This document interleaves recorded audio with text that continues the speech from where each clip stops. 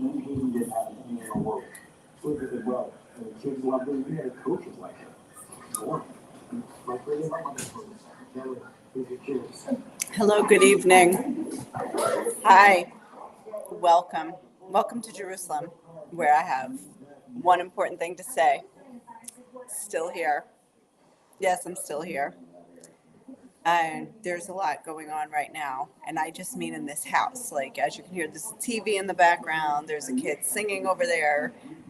Tonight I'm in the kitchen. There's like nowhere to get away.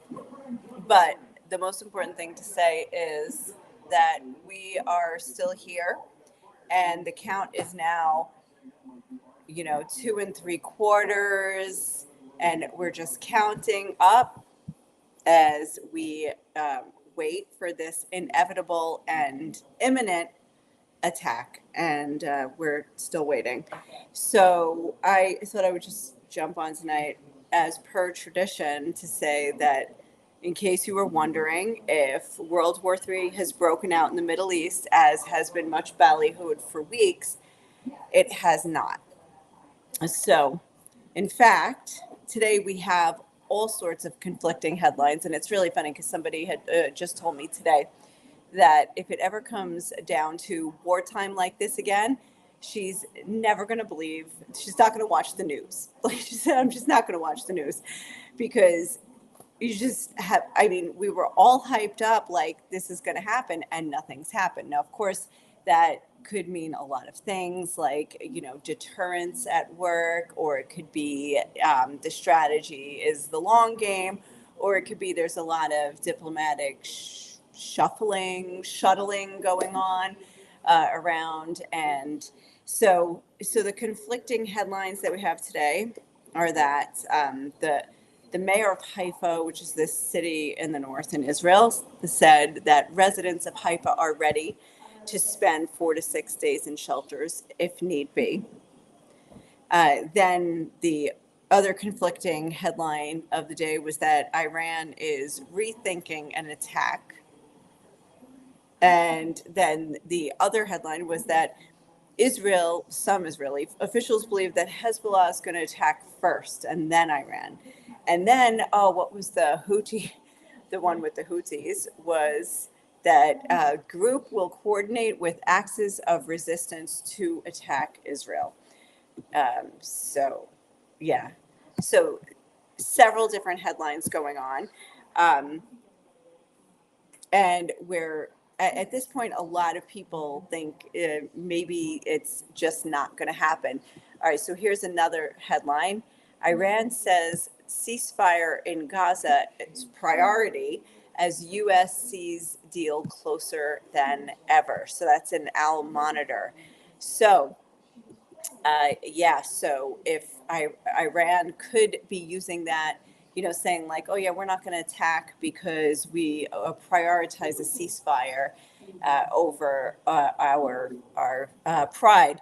So in that case, then they have a great excuse to not attack. So anyway, I'm just going to briefly tell you about some other things that are going on in the news that are some connected to the war in some way and some not. So, for instance, there is some big news going on that has been going on for a couple weeks now about an army base here in Israel where they have been detaining people from Gaza that they arrest.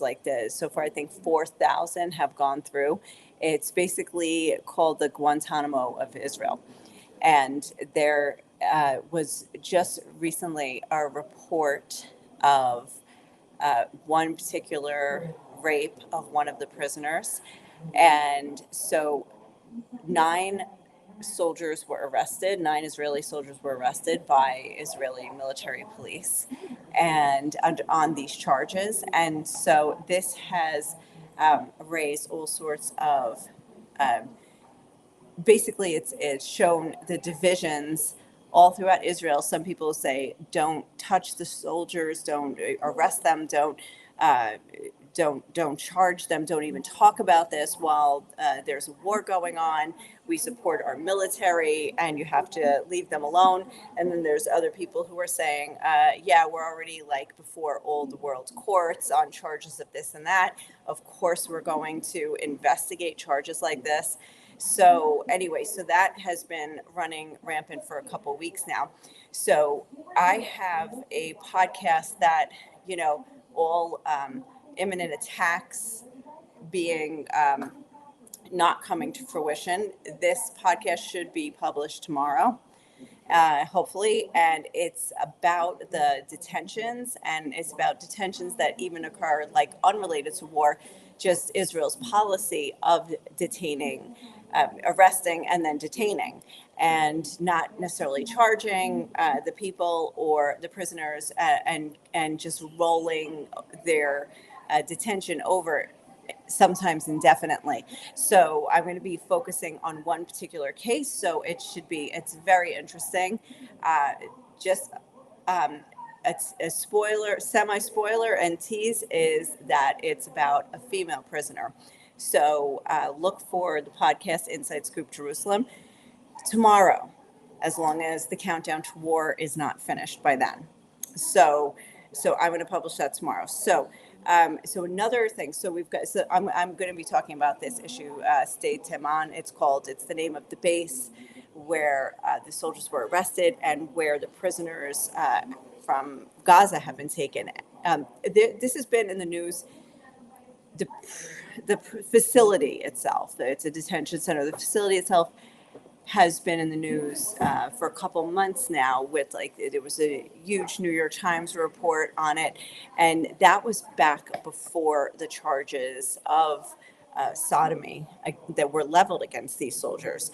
But the most interesting part about that, their arrest was most interesting part. One of the mind-blowing things about their arrest was that the protests that it immediately sparked, and by Knesset members, like actual Israeli parliamentarians, coming to protest the arrest of prisoners who were accused of sexual abuse and other violations. So they they led the protest, busted through the gate at the detention center, and had a sit-in, and they also then came to the Supreme Court when there was a hearing. So I mean, it's pretty crazy, the fact that his like galvanized everybody here. So that's one story. So here's another one. I'm going to try this share screen thing again and see if this is possible. Allow to share screen. Okay, so let's see if I can do this. Let's see if I did it.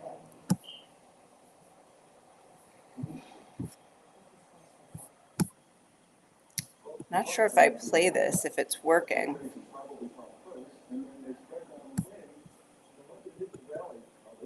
I don't know if you guys can see the video, but this is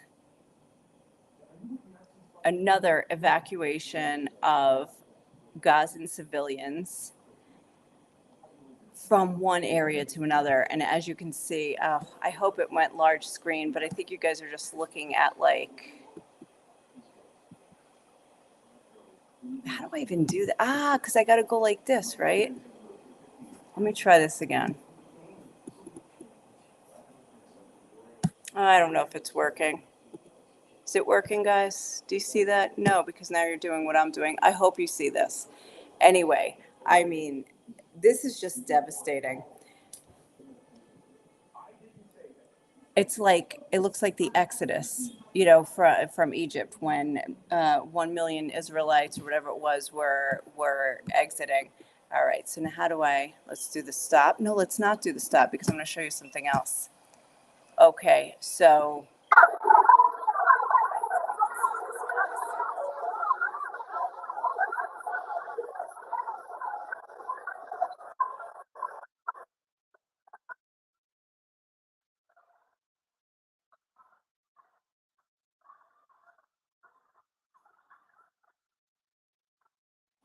All right. So what that was, and I'm going to show you some more of these. Let's go back now. Let's see the other videos that I have here, the pictures. Sorry, am I making you, where is preview? Here it is. Okay.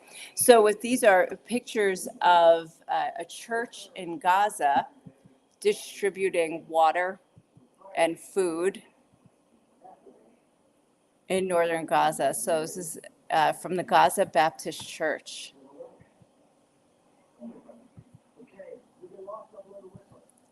And that was what the video was about, by the way, which I didn't get a chance to explain. But anyway, so that's from today.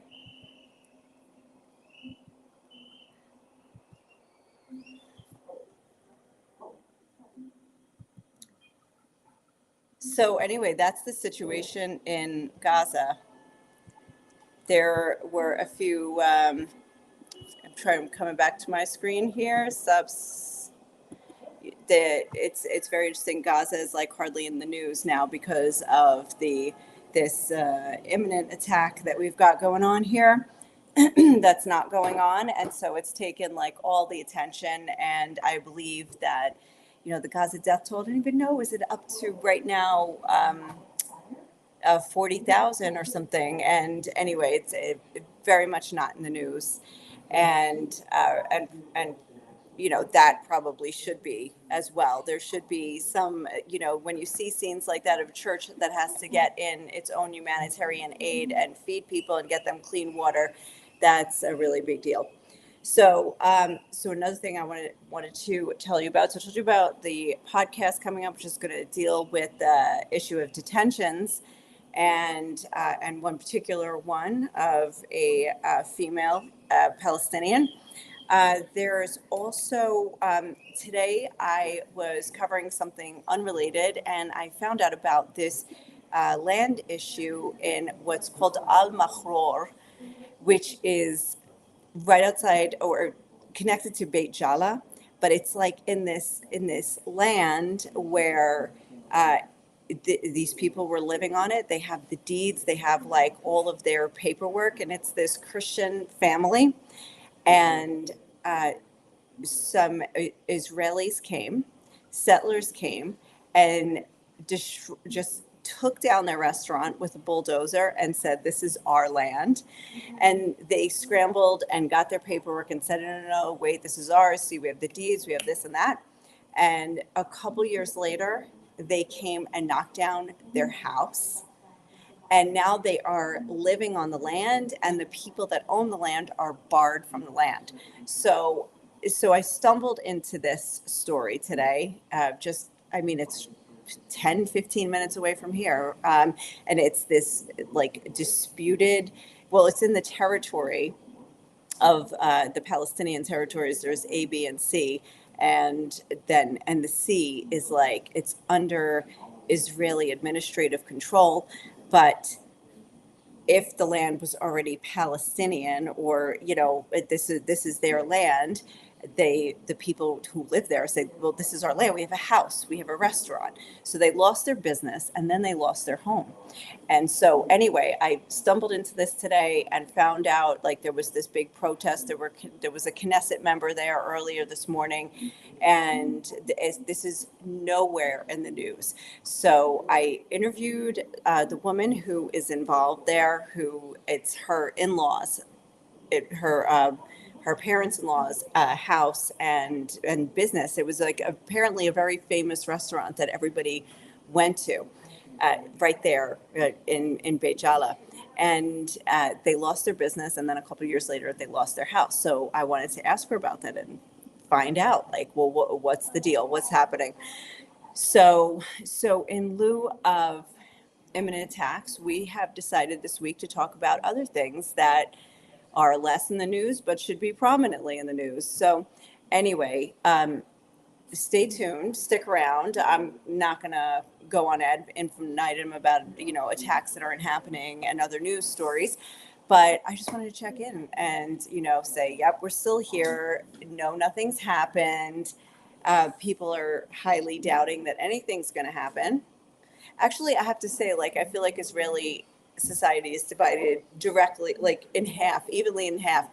They're really panicking, scared, stocked up, hiding, bunkering down right now from now crowd. And then the other 50% is just like, what's happening? What war? What? Wait, let's go out. Let's go get a drink. Let's go. I mean, completely oblivious. So anyway, that's how it's functioning here right now. So anyway, that's that, and uh, it's the weekend now here. So I may be on tomorrow, maybe not. We'll see. And I just wanted to say good night and thanks for tuning in. Subscribe so that you can get live updates should the clock ever get to 3 on the countdown. Um, with the imminent attack. And that's it. Thank you very much, and bye.